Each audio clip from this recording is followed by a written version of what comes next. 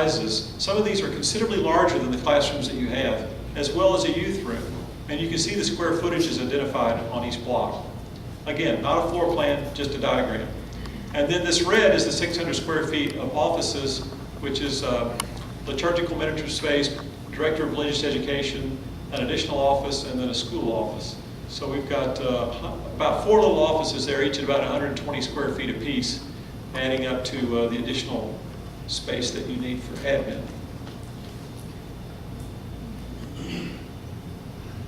All right, this next drawing is a site analysis drawing, and it shows that you have 9.1 acres of land, and this dark black line with the double dashes is your property line.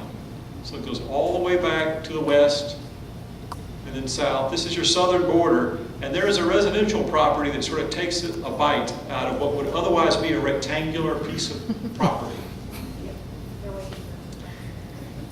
And this is the road over here on this eastern border. North is up on this drawing. So if I talk about north and south, this little north arrow reminds you north is up.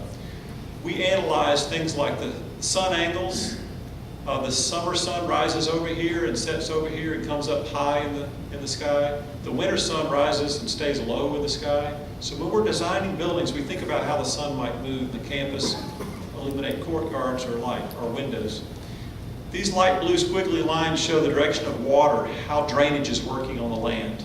And you can see the direction of water flow on the parking lot. It shows you have 197 existing parking spaces. It shows you have space for a ball field back here. You have a little haunted house building here, a little storage building here, and you have Jessica's garden right here.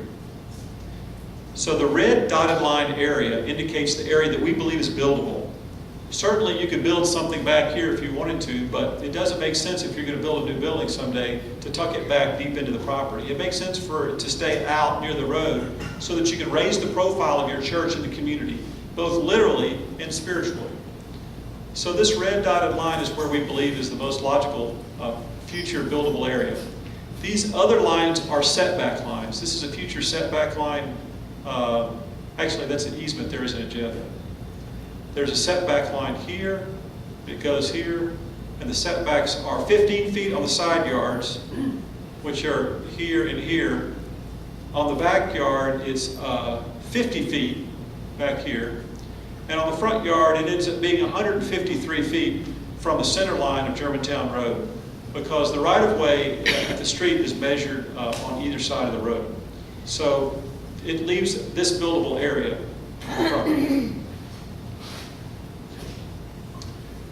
Scheme A, I'm going to show you 2 schemes tonight. Scheme A, this is the site plan, and you can see how the parking is expanded in the back. It goes up to 524 total parking spaces. Currently the parking lot ends right about here along this little spine. So everything west of this line is new parking. We would relocate the playground equipment. We would demolish the haunted house. And we would, can I get an amen on that? I've heard it's a little scary out there. And it's not intentionally scary at this point, it just happened that way. There's the little storage building right here that we want to keep. Jessica's garden over here. We're respecting all the setback lines. And you can see from the parking, we're also proposing some parking out in the front. So in this plan, we'll zoom in on the floor plan in just a minute, but in this plan we're showing expanded worship here, renovated existing worship space, an expanded Christian education wing, and ultimately you could expand this space for fellowship, because if your church grows, you'll probably need more fellowship space too. So I'm going to zoom in on this plan to make it a little bit easier to read, but that gives you the overall site configuration. This is what you can do on the land that you currently have. So if we zoom into the plan, again, purple is worship, so everything from this line to the right is new square footage. This is the existing worship space. So the new worship building would be in this location. It's sort of a fan-shaped seating arrangement, not too dissimilar from what you have now. It keeps all the seats close. Sight lines are good. No one seat is very far from the platform. It has the altar and tabernacle here with a sacristy behind. It has space to build 2 balconies in the future, one in this location and one in this location. But you wouldn't have to build them now or at any particular time. It's just there. The volume is there, the structure is there, and it's an inexpensive way to add more seats in the future. We also have a baptistry located right here, men's room and women's room on either side. So as you pass into the space, you pass the baptism just like you enter the church through baptism. In a spiritual way, you enter the worship space by going past the baptistry. This is the space that you have right now that you're worshiping in. And we're proposing to put the day chapel in this part of it, sort of a pie-shaped piece on this side. The reason it's taking that shape is because you can do a fan-shaped seating arrangement, but it also follows the structural lines. There are diagonal beams that come up in the corners of the building, and we'd like to respect the structure and volume and shape of that as we repurpose it to a new use.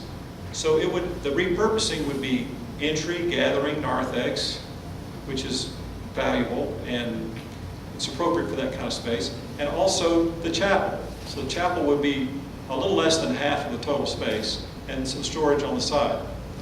So moving along to the